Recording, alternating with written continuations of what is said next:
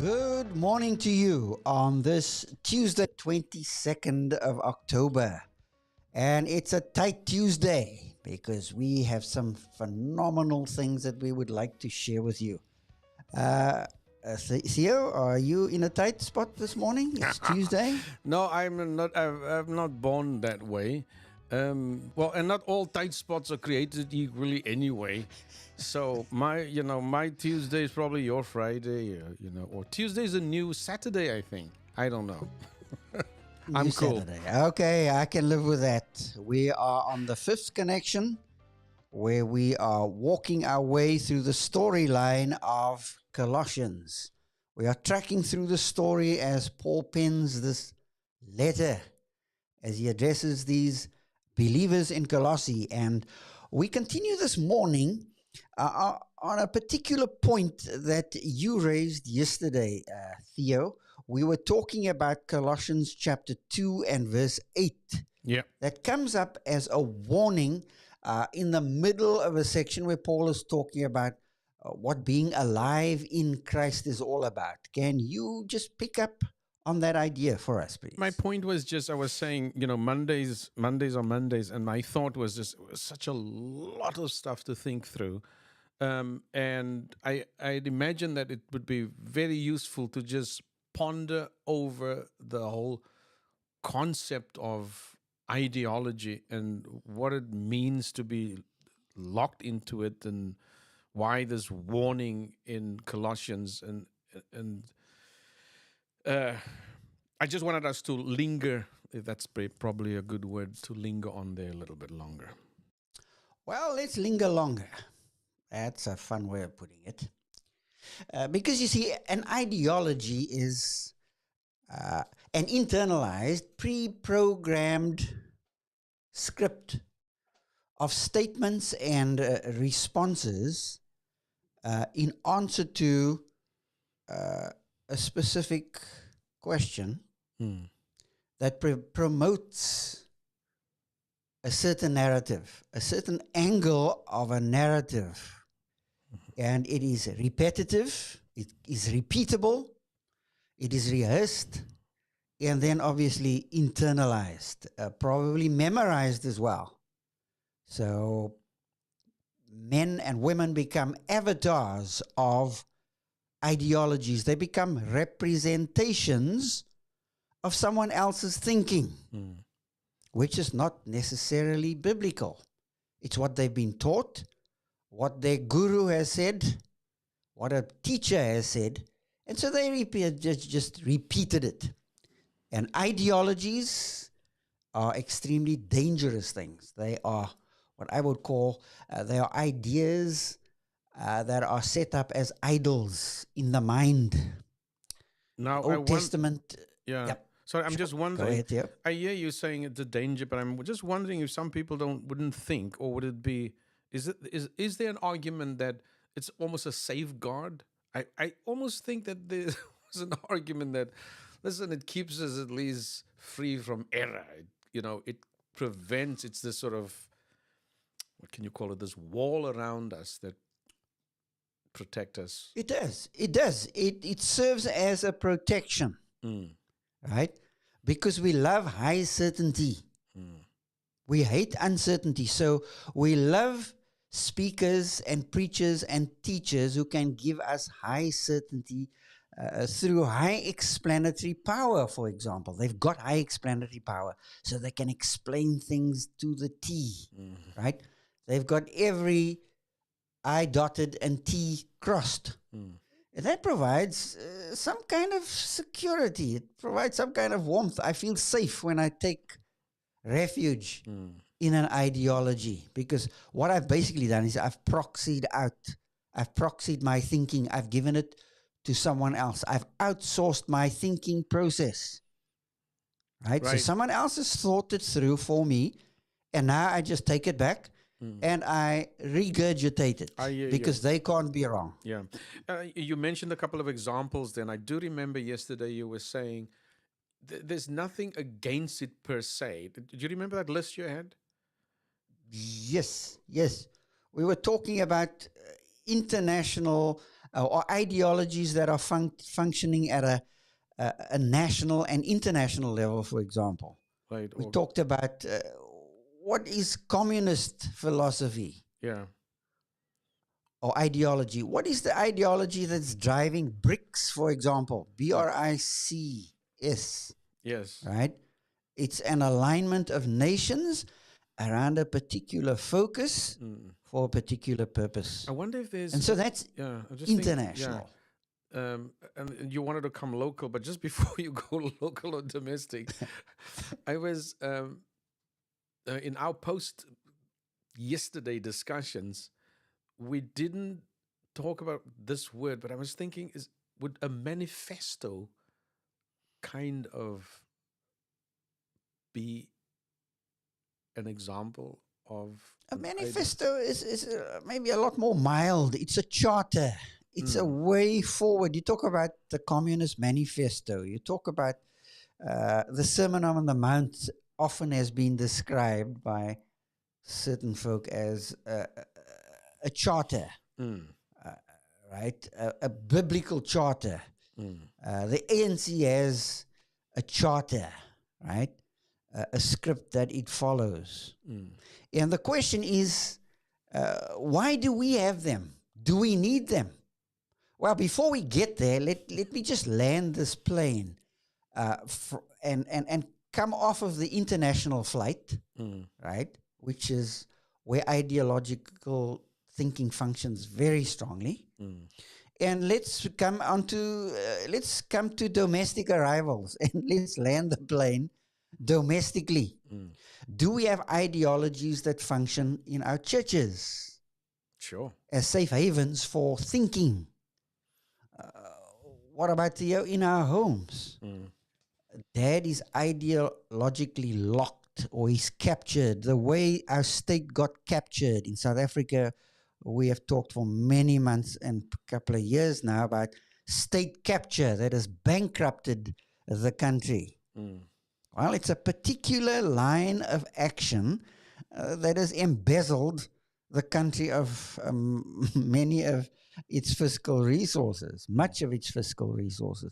And can our minds be state captured ideologically? Mm. And that's what I'd like us to go after, because I think what you have here in Colossians 2 and verse 8 is exactly that. Are we cheating? Are believers being cheated out of thinking in new and fresh ways? Right? There's freedom to think, and there's freedom to speak. But the tyranny that exists very quickly spirals out of control into terror. So we wouldn't dare say in a Bible study what we really think as we engage that text, because clerical George is in the midst and he's going to spiritually castrate us for what we are saying. So I'd like us to talk about it more in terms of locally, right inside of the assembly. Mm. What do those ideologies look like? And you had creeds in there, I think, yesterday you mentioned. And a few I more. think creeds are right in there. And let me say, creeds are not bad things per se. You mentioned that yesterday as well. The thing is, we enshrine those creeds.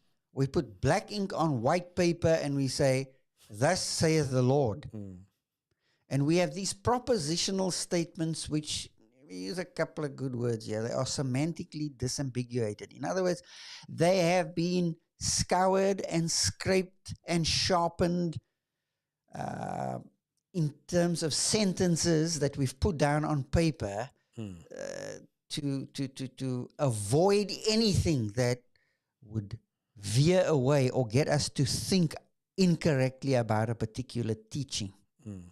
Right? So our creeds are like that. Our confessions are like that.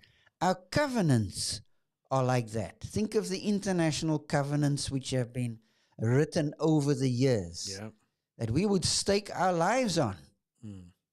And it's treated with equal authority as the scriptures. Well, the last time I checked, it's called scriptural authority. How much authority does a creed carry? Same authority? A covenant? A creed? Now let's get real personal, Theo. Yeah. What about a statement of faith? Mm. What about a doctrinal statement within the life of a local church? Now, It's black ink yeah, on white paper. I would venture to say, if you ask me, that there would be a great deal of reluctance to tamper with it, Terry. Well, in some situations, it's the proverbial holy cow. Yes. You don't touch it. Mm. I was nurtured on that when I came into the believing community as a new convert. Mm. We studied the 13 articles in our doctrinal statement. Mm. Did you have An questions article, about it initially, or? did I have questions about the statement of faith? Yes, yeah. No, he no. was so excited about Jesus. Oh, man alive, this is it. Yeah. And that was for a particular stage of our lives. Mm. And it worked for the early phase of our life. Mm. Mm. But as 1 Corinthians 14 verse 20 says, be infants when it comes to evil. Mm. But when it comes to good and doing good, Mm. in your thinking be men. In your thinking be mature. And that's what I also would love for us to pursue. Mm. What does mature thinking look like? What does it mean to think well? Right. And so ideological thinking, I think really stifles not just mental growth, but spiritual transformation. Because I view the scriptures as this book full of do's and don'ts, as prohibitions and permissions. And that's what makes me a Christian. Mm. Because I don't drink, I don't chew, and I don't run with those who do. And that's what makes me a Christian. Now, I want us to think and to think again. I'm satirizing it a bit. Yeah, But I hear think you. the point is Yeah. there. I wanted to just go back to something you said just now. You were talking about how, I think you were referring to the role of a father, how sometimes you would follow a set of guidelines or that become a safe haven for thinking. What did you mean by that? We love safety, we love security, and we love certainty. So Mm. I would rear my kids in the way I was reared because I think that's safe. Mm. Now, subliminally, that's where the safety is. I don't necessarily do it. I'm not even conscious of the fact that I'm doing it. Mm. I just do what I do what comes naturally because it's been customary for me. I grew up in that kind of environment, in that ecosystem. And so that is what I reduplicate. And I don't even think about it until somebody makes me attentive to what I'm doing. And this was the danger that these believers were running, these Colossian believers. Mm. They were caught inside of a trap called what we would commonly describe as the Colossian heresy. Mm. It's a very wide area because we can only pinpoint certain strands of what this ideology looked like. And it wasn't Gnosticism in terms of a teaching that was full-blown Gnosticism. Right. What was Gnosticism? This mysterious knowledge that was accessible to a select few, accessible to the elect few.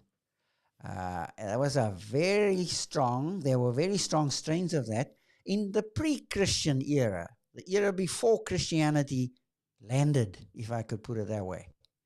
It's a lot of these Jewish ideas, Iranian ideas, Merkaba ideas, which are Jewish ideas coming out of Ezekiel.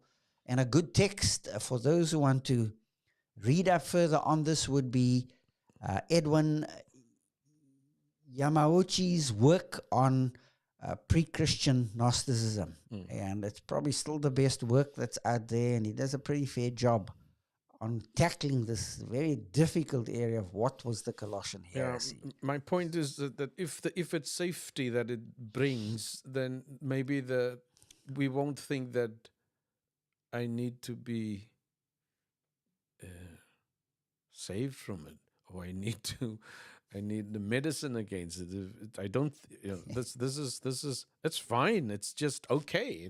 It's the way I am thinking, and it's the way I'm keeping my family safe. You describe it as a program set of ideas that I've rehearsed, repeated. I buy that. Um, uh, you have hinted, I think, in the last segment that we had yesterday, that also, which is the heading of this whole section, is that we need immunity. Now, we're probably not going to get there, but is there, are we going to be talking about a lot of questions around? I would love us to talk into that area. Mm. Is there an anti-vax for this kind of dilemma? Yeah. The way we were inoculated against COVID, at least we think we were, and probably we could. Well, let's pick that up in our next block. I would say so. Yeah, would be a good space to talk through immunity you against ideology. Great. You would have noticed that what Ted and myself have done this morning is to delve a little bit deeper into the segment that we started yesterday morning from Colossians 2, verse 8. Thank you so very much for spending your time with us. And we will see you back here tomorrow morning, where there would be a focus a little bit on whether we actually need to have some kind of immunity against ideology. Terry, thank you so very much for this very meaningful dialogue, brother. You're welcome, Theo, and thank you, listeners.